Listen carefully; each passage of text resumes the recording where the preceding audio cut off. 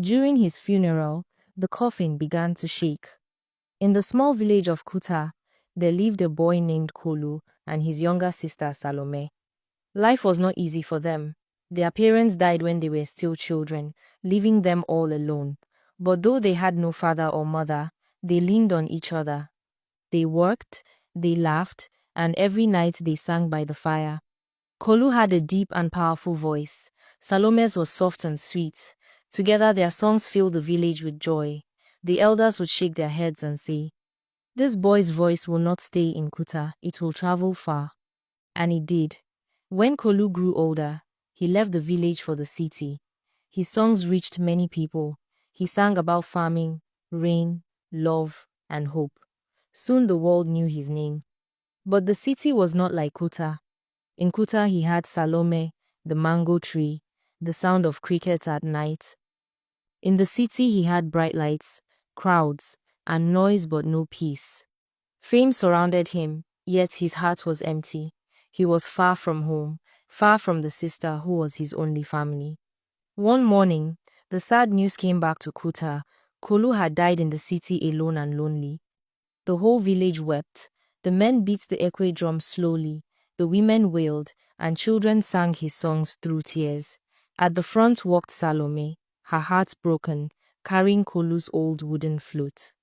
They brought his body home and laid the coffin in the village square.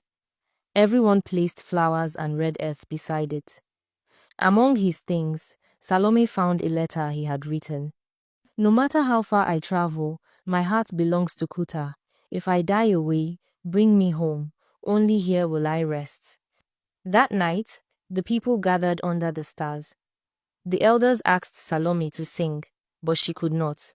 Instead, she lifted the flute and began to play. Her hands shook, and her eyes were full of tears.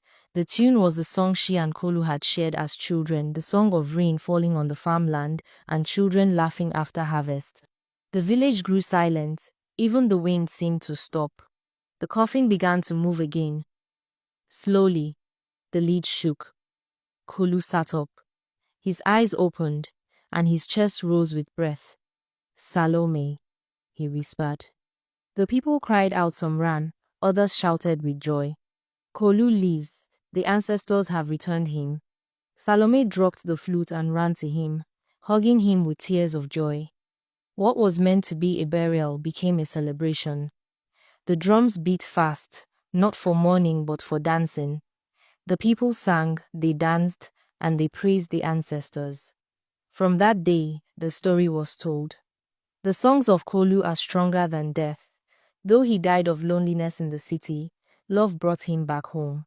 And so, Kolu lived again, not only in memory, not only in song, but in flesh and spirit, walking once more with Salome under the mango tree where their music began.